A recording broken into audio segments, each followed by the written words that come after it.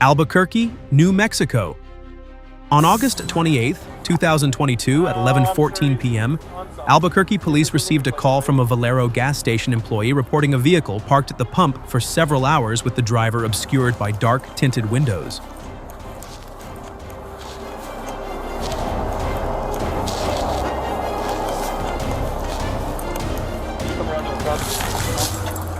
Just keep your light in the front and the windshield.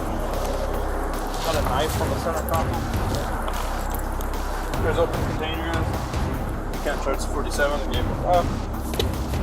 So, yeah, you're not in trouble. They're unfortunately. Officers arrived at 11:32 p.m. and identified the driver as Keshawn Thomas, who was asleep in the driver's seat. Alcohol, including an open container, was visible inside the car, but since the vehicle was not running, no DUI charges were possible. You're not going to have a seat. All right, so why do you have open containers in the vehicle? Drop the safe. You're obviously drunk. Yeah, but this dude's going to hit me with the attitude. You asked me why I have an attitude. Officers instructed Thomas to have someone pick up the car and asked him to exit the vehicle. Thomas refused to sit, and an argument escalated, prompting a third officer to arrive and help move him away from the pumps. So pretty much, give me a fucking attitude. So pretty much what we were trying to do, just get him out of the car, make a call to friends, pick up his car, immediately. Oh, all right, cool. I'll give it back. No worries. During the encounter, officers asked Thomas about weapons. He revealed a firearm in the trunk and produced a gun magazine from his pocket. Thomas then appeared to search inside the vehicle while sitting in the driver's seat. Officers repeatedly directed him to get his phone and exit the car. Gun! Hey, 613P, shots fired! Very okay. Here, sir. Any 613P, get 613P, Star 4355, we got one down.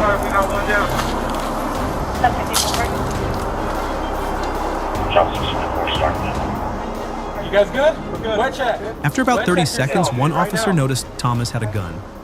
All three officers discharged their firearms, fatally striking him. You guys 10-4? Investigators later confirmed Thomas had produced the weapon and appeared to point it toward officers. A loaded handgun and a magazine were recovered from the vehicle. No phone was found. All right. Hands up! Indianapolis, Indiana. On May 2nd, 2024, shortly after 2 p.m., IMPD officers responded to a 911 call about a man, later identified as 35-year-old Lamar Qualls, waving a gun and threatening people near a housing complex on East 38th Street. Security footage showed Qualls moving around the perimeter, and a second 911 caller reported him on her porch on Broadway Street. Shots fired, 604 East 38th Street. What was that? Police active shooting. Police active shooting, 604 East 38th Street. He just dropped it. Officers Buck and Flick arrived, and Officer Flick ordered Qualls to raise his hands. Qualls, seated and armed, pointed the gun at Flick, who discharged his weapon, followed by Buck. The firearm slid across the patio, damaged by an officer's round. Officers secured Qualls, provided medical aid, and awaited EMS. He was transported to Methodist Hospital, where he later died. No officers or bystanders were injured during the incident. On me.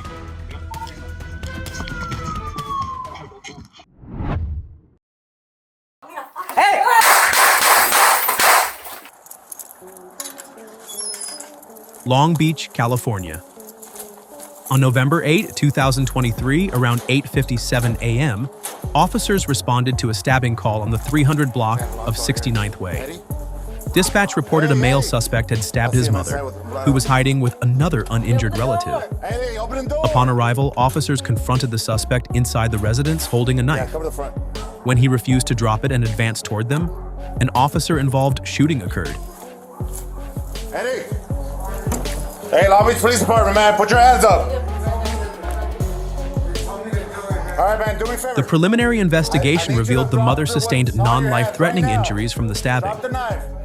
Long Beach Fire Department transported the suspect, 38-year-old Heriberto Penaloza, to a local hospital, where he later died from upper body stab wounds. Eddie, I need you to drop the knife. Knife, now. Put it on the ground, man. Eddie. Hey!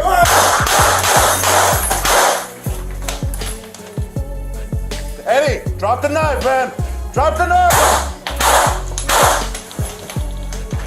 Eddie, try to help you out, man. Drop the knife. I see a knife down, man. Glove up. Glove up. I got gloves. Hey. The injured mother was also taken to the hospital for treatment. Eddie. Homicide detectives responded to investigate the incident. No officers were harmed during the encounter. He's still holding the knife. Eddie, drop the knife, man. We're trying to help you out.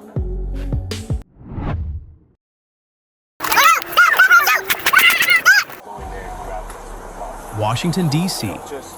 On Saturday, March 18, 2023, at approximately 8:50 a.m., United States Park Police, USPP officers responded to assist Metropolitan Police Department units at 34th Street and Baker Street NE regarding a reported stolen vehicle.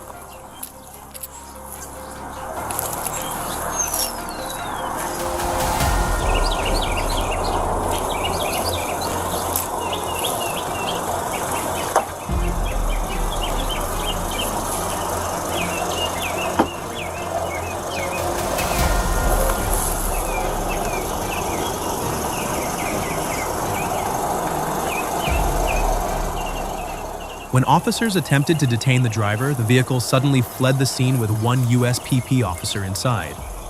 Meanwhile, a second officer, a USPP sergeant, was dragged along the street while trying to stop the car, creating an immediate and dangerous situation for both officers.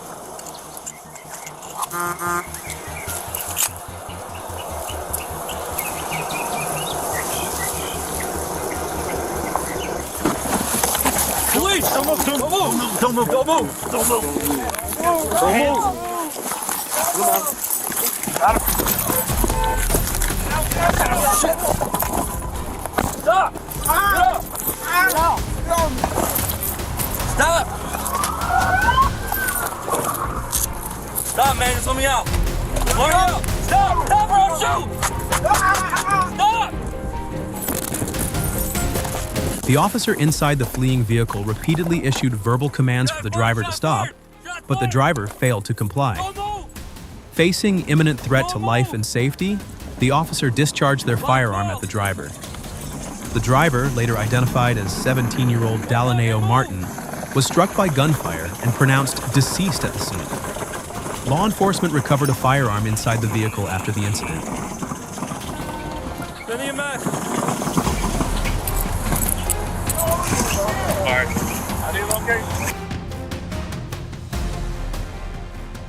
Both USPP officers were transported to a local hospital to receive treatment for injuries sustained during the encounter.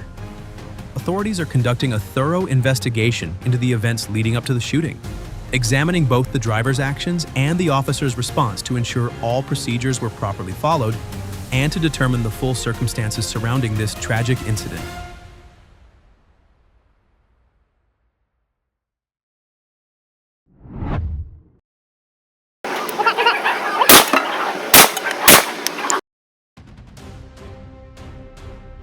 Austin, Texas. On September 23, 2022 at approximately 9:19 a.m., Austin police received a 911 call about a child custody dispute involving a man displaying a firearm in the 6100 block of Fairway Street. Officers arrived at 9:35 a.m. and located Antonio Gonzalez near the 1700 block of Brassey Street. Armed with a handgun, Gonzalez threatened himself, placing the gun to his head and later tucking it into his waistband.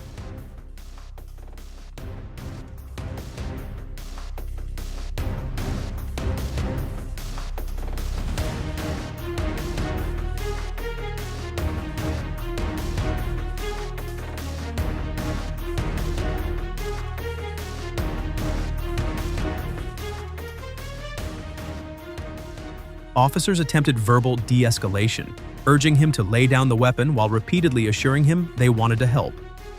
A crisis intervention officer arrived at 9:43 a.m., and SWAT was called at 9:47 a.m. as the situation continued outdoors, posing a risk to Gonzalez and nearby residents. Some homes were evacuated while others sheltered in place. We're trying to get you water, bro. Stop moving. We're trying to get you water. Stop. Stop. Stop the bear trap.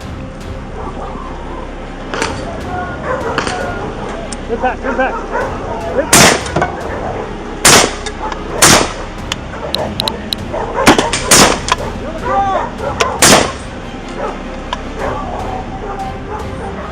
Come around. Around that side. Yep. For nearly 2 hours, APD crisis negotiators and hostage negotiators engaged Gonzalez via loudspeaker and mobile phone, attempting to convince him to surrender. His handgun remained visible and accessible throughout the standoff. We're trying to get you water, bro. Stop moving. We're trying to get you water. Stop. Stop. Stop the bear trap. At 11:51 a.m., SWAT officers approached with tasers and less lethal munitions, which proved ineffective. Gonzalez then reached for his firearm, prompting SWAT Officer Coker to discharge his weapon, striking Gonzalez. He fell to the ground and was pronounced deceased at 11:59 a.m. No civilians or officers were injured, and the woman and children involved were unharmed.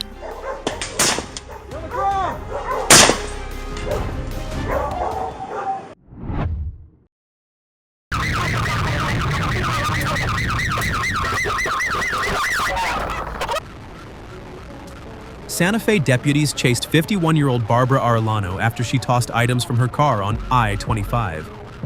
Fleeing at high speeds, she ran red lights, crashed at Highway 599, then ran naked across the road, yelling and pointing at deputies who eventually subdued and arrested her.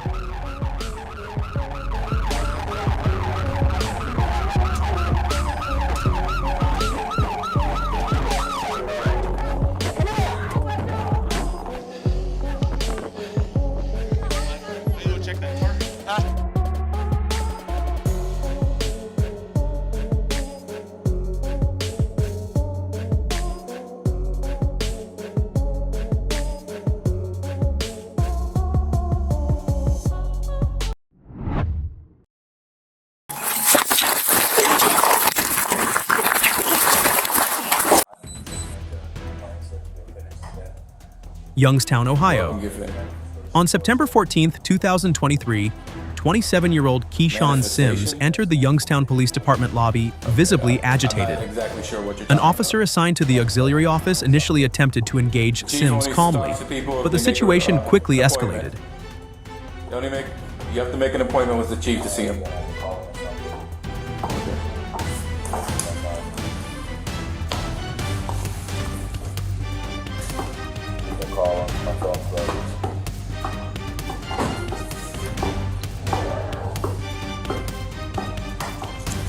You know what? Let me call somebody from my end.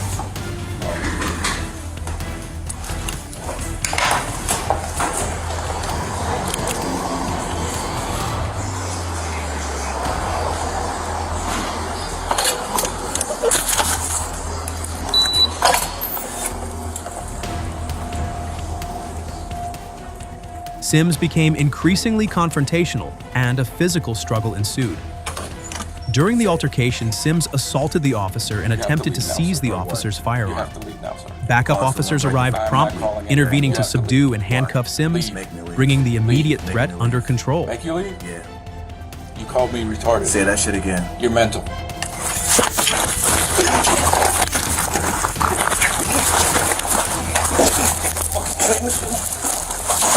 Nobody fucking mental, bro. Fuck out.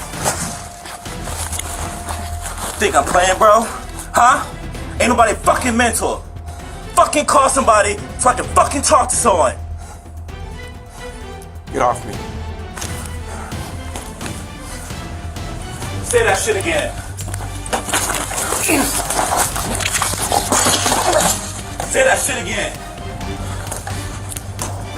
We can do this all day. Yes, we can. Following the incident, Sims was arrested and booked into Mahoning County Jail.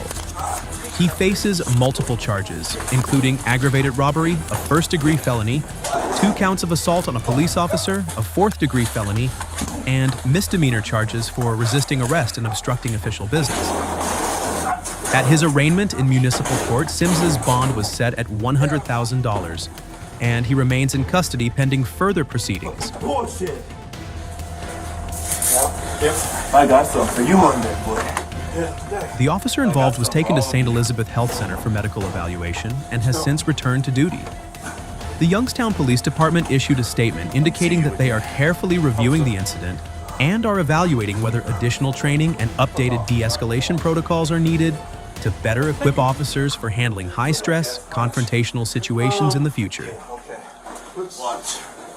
I'm gonna get all your. What's your first name? Fuck you. That's what it is.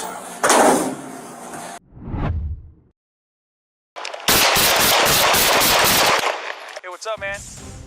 How you doing? Is this your car? Denver, Colorado. Car? On August 15, 2019, 2 uniformed patrol officers from District 1 responded to a routine call and planned to meet at a 7-Eleven near Colfax Avenue and Perry Street. Officer Ismael Lopez arrived first and noticed a dark-colored Jeep Patriot involved in a prior eluding incident on August 13th. What's that? As he approached a male filling the vehicle's tire, Lopez observed nervous behavior and during a brief search found a syringe in the man's pocket. Lopez handcuffed the male, initiating a detention. Hey, stay in the car. At that moment, 31-year-old Jamie Fernandez exited the passenger side and ran east along the north side of the store. She ignored repeated commands to stop and suddenly produced a black handgun, firing at the officers and the detained male.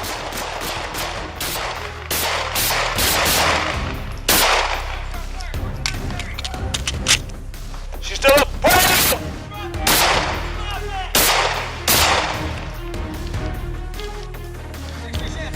Hold on, hold on. Officer Lopez and Corporal Brandon Reyes drew their firearms and returned fire while maneuvering for cover. Lopez continued firing until he observed the gunfall, believing Fernandez was no longer a threat. Emergency services were called immediately. Right here. Hook her up.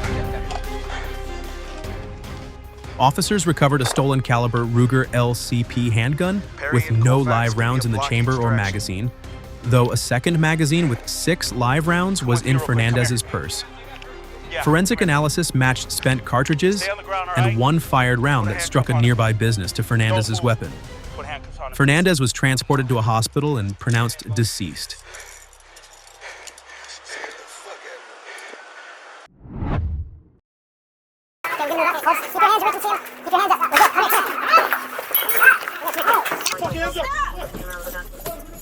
Los Angeles, California.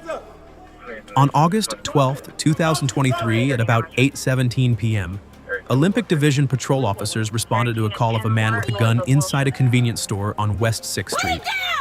The suspect, later identified as 35-year-old Taylor Dean Sanders, had already left. The suspect on the south side of the street, the Wilshire, just west of Kalamazoo, no white shirt, black pants, still armed with a rifle. Suspect is on the south side of the street, Wilshire, west of Catalina, male white shirt, black pants. Drop the gun! Around an hour later, officers spotted him on Wilshire Boulevard carrying what looked like a black assault rifle. When Sanders raised the weapon toward them, officers opened fire, prompting him to flee. A help call was broadcast as additional units responded.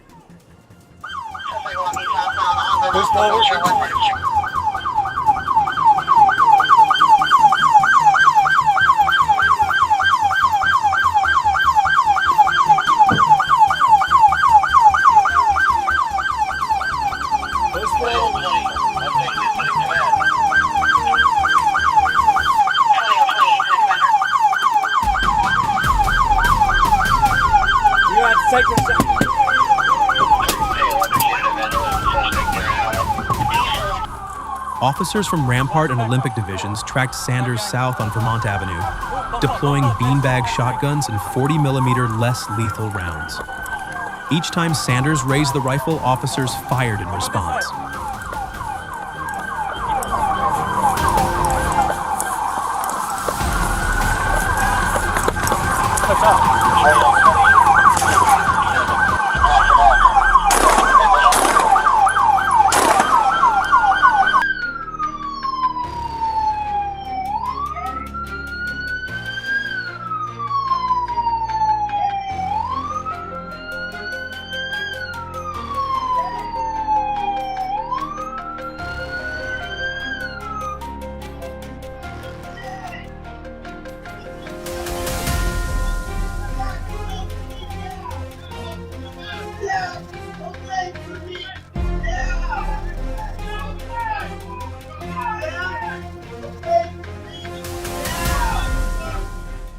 He eventually reached a shopping center at 7th Street and Vermont Avenue, where another confrontation led to a third officer-involved shooting.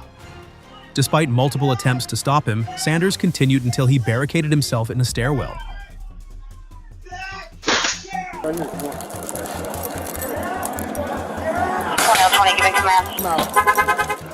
Drop it! Drop the rifle! Drop the rifle! Drop the rifle!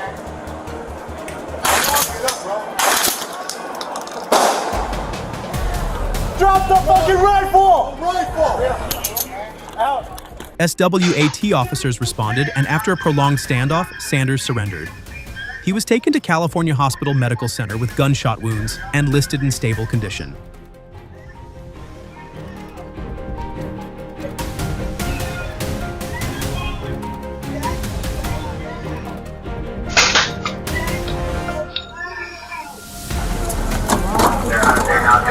All right, buddy, we're here to help you.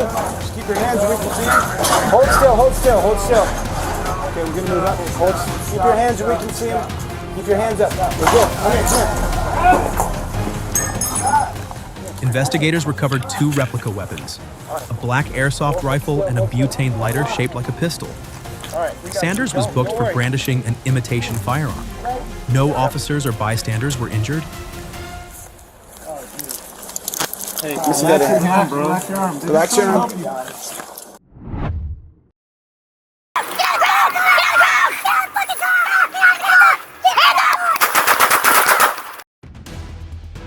Milwaukee, Wisconsin. On June 20th, 2024, at approximately 2:23 p.m., Milwaukee police attempted a felony stop at North 17th Street and West Vliet Street. The vehicle targeted was linked to 2 armed robbery carjackings earlier that day on the 500 blocks of North Broadway and North Jefferson Street.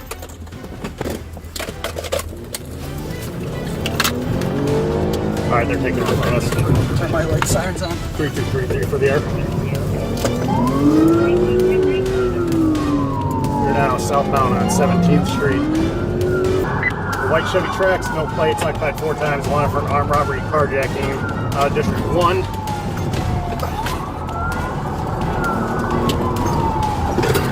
All right, continuing northbound, 43 north. The pursuit ended on Interstate 43 near West Vienna Avenue when the driver entered a construction lane and was blocked by construction barriers and a cement truck, with several workers present. Get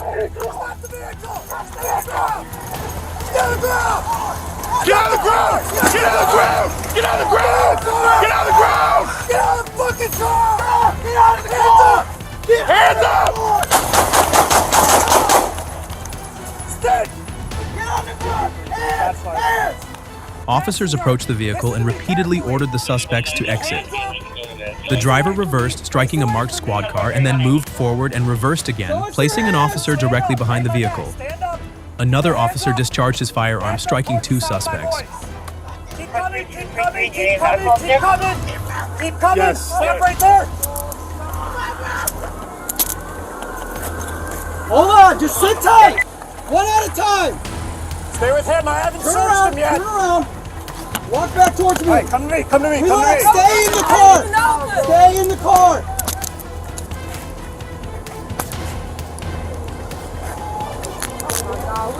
Yeah. Any weapons on you? No, man. We have like 4 others in here and drivers. The vehicle stolen contained 6 people and a firearm was recovered. The 2 gunshot victims were 18-year-old Ashley Patterson, who suffered life-threatening injuries, and 17-year-old Calvion Jeans, who sustained serious injuries to his arm and jaw. If you don't have medical, roll medical. I got another dispatch on full medical. Where do you want the freeway shut down exactly? Shut down northbound southbound traffic. I'll get you nothing southbound. Get out of the car! He shot. Exit 76. Alright. How many are shot? 3 shot? 3.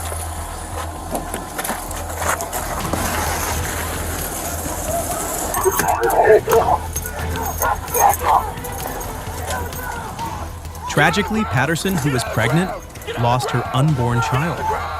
The remaining 4 occupants, 18-year-old Samira Dean, 17-year-old Tyrone Rogers, a 16-year-old boy, and a 16-year-old girl sustained minor injuries and were hospitalized.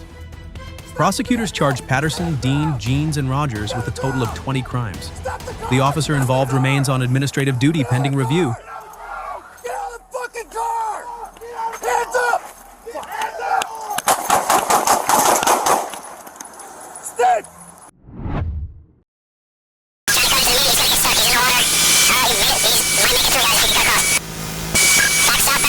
Jupiter, Florida. Police responded to a 911 call from a pediatric clinic after 28-year-old Nicholas David Perezco, armed with a large knife, attacked 65-year-old Dr. Philip Cazzo before fleeing in a white Lexus sedan. The violent incident immediately triggered a multi-agency pursuit toward Indian River County. We're gonna need sticks probably on the vehicle. He's not gonna stop. He's in the left lane, over 120 miles an hour. Let us know when you go over the bridge. We're going to have suspects ready on the other side, up in 995. Yeah, 10-4, we'll try to keep you updated. We're trying to keep up with him. He's going pretty fast. Perezco sped off recklessly, reaching nearly 120 miles per hour as he swerved through traffic. At one point, he sideswiped a deputy's patrol vehicle in an effort to escape. Despite his dangerous maneuvers, deputies stayed close behind, with support from an overhead helicopter tracking his every move. I'm getting ahead, I'm getting ahead. Trying to cut into the median. He's going to get stuck. He's in the water. He made it. Might make it through, guys, if you can cut across. Back southbound.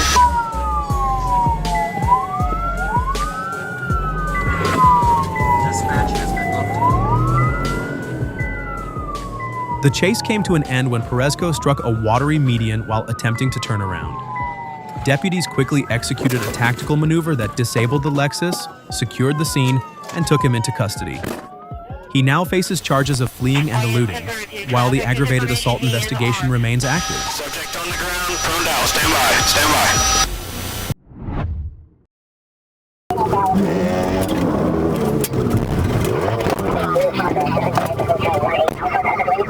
On February 13, 2025, around noon, officers spotted a blue Honda Grom with a Pennsylvania plate speeding down Griffin Road. The rider, wearing a ski mask, refused to stop and immediately fled against traffic.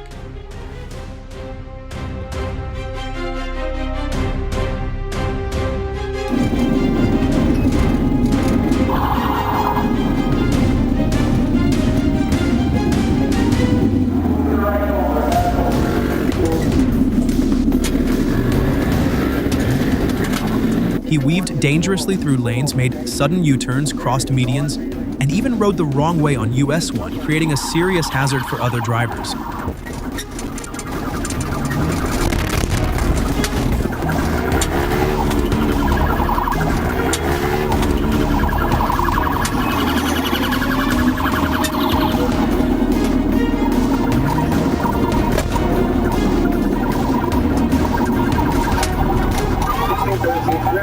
The pursuit intensified as officers worked to contain the threat. Using a tactical maneuver, police forced the motorcycle into a collision with a patrol car, bringing the chase to an abrupt end.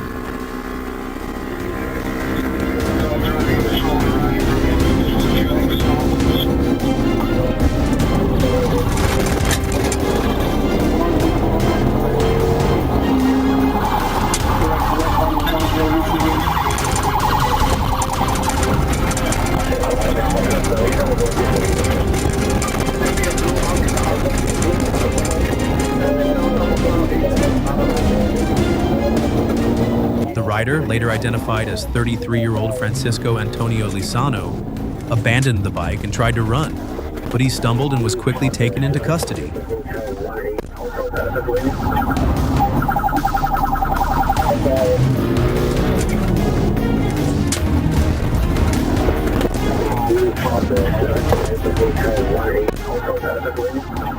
A records check revealed Lizano had a suspended license, was carrying marijuana, and was riding a stolen motorcycle. After receiving medical clearance, he was transported to the Broward County Jail. He now faces multiple felony charges, including reckless fleeing, possession, and operating a stolen vehicle.